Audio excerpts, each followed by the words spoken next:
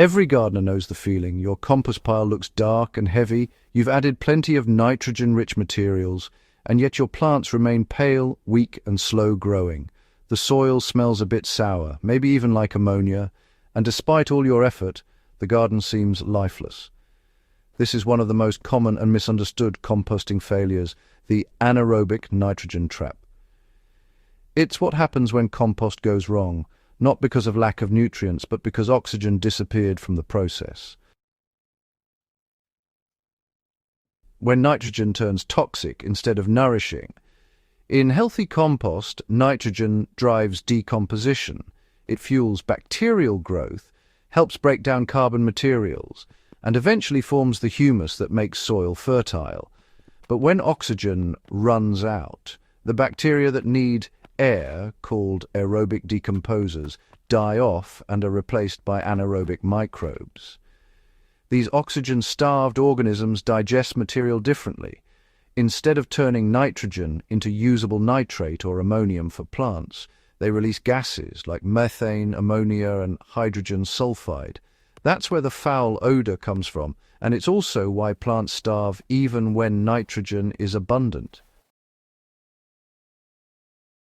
Anaerobic compost doesn't build humus, it breaks nitrogen down into volatile compounds that evaporate or wash away. So, while you may think you're enriching your pile with lawn clippings, manure, or kitchen scraps, most of that nitrogen never becomes available to plants. It's lost before it ever touches your soil. You can identify anaerobic compost by its texture and smell. It looks wet, compacted, and heavy. Instead of a fluffy, crumbly mix, it forms sticky clumps that don't let air through. It often smells like sour milk, rotten eggs, or ammonia. Those odors are gases produced when nitrogen turns into forms your plants can't use. The compost may also have a grey or bluish tint, another sign of poor aeration. A healthy aerobic compost pile, by contrast, smells earthy, heats up naturally, and feels springy when you dig through it. The colour should be dark brown, not black and greasy. How nitrogen creates imbalance when air is missing. Nitrogen-rich materials, like grass clippings, fresh manure, or food scraps, decompose rapidly. When these dominate a pile, they release moisture and heat quickly, compacting the layers and squeezing out oxygen. Without enough structure or carbon material to balance them, the pile turns into a sealed wet mat. The correct balance is roughly 25 to 30 parts carbon to 1 part nitrogen.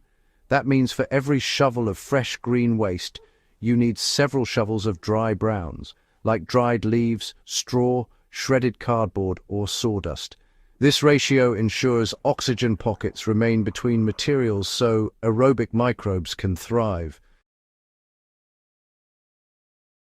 If you've ever added a thick layer of grass clippings and noticed it turns slimy within a few days, well, that's nitrogen imbalance in action. Mixing in shredded brown matter prevents this and keeps the compost breathing. If your compost has gone sour, it can be revived. The first step is to aerate. Use a garden fork or compost turner to fluff up the pile and let oxygen back in. Break apart compacted layers and check for excess moisture. If it's dripping wet, spread the pile out for a day or two to dry before rebuilding. Next, add structure. Layer your wet material with bulky carbon sources such as straw, dry leaves, or even small sticks. A practical ratio for rebalancing is 2 parts, brown to 1 part green, for piles that have gone anaerobic. You can also sprinkle a bit of mature compost or soil between layers to introduce aerobic microbes that help restart decomposition. If the smell is very strong, lime or wood ash can help neutralize acidity, but use lightly, no more than a handful per bucket of material, or you risk creating an overly alkaline mix that slows breakdown. Within a week of proper aeration, the pile should heat up again. The odor will fade, replaced by the clean, earthy scent that signals oxygen is back and microbes are active. Once anaerobic conditions develop, most nitrogen becomes locked away in compounds plants cannot use. Even when that compost is spread into the garden, it continues releasing gases instead of nutrients. In extreme cases, it can harm seedlings because of ammonia toxicity. The nitrogen that should feed roots is literally evaporating into the air. This is why so many gardeners see yellowing leaves after adding what they think is rich compost. They've unknowingly applied incompletely processed organic matter.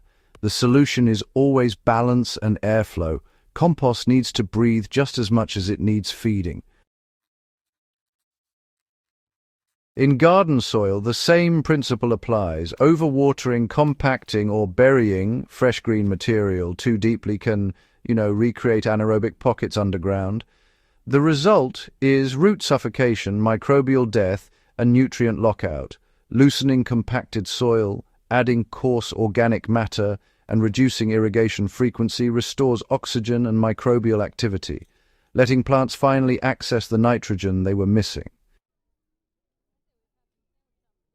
A healthy compost pile is never static. It moves between heating and resting phases.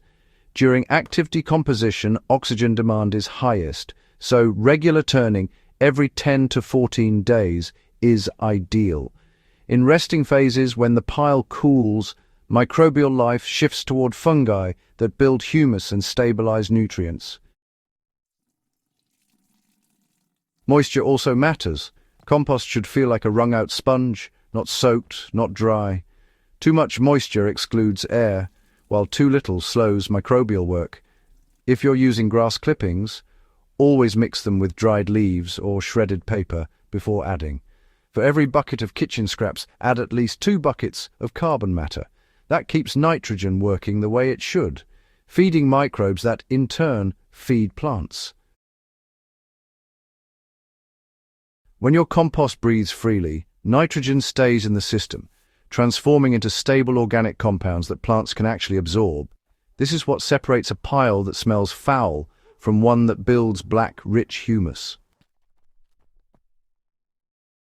The difference between healthy and dead soil often comes down to oxygen. You can add all the nitrogen in the world, but if your compost or soil goes anaerobic, your plants will keep starving. Always balance greens with browns, keep moisture in check, and give microbes the air they need to do their work. That's the foundation of real soil fertility. If this guide helped you understand the hidden side of nitrogen loss, share it with fellow gardeners who might be fighting the same silent problem. And don't forget to subscribe to Soil Doctor for more science-backed methods to keep your beds alive, balanced, and thriving all season long.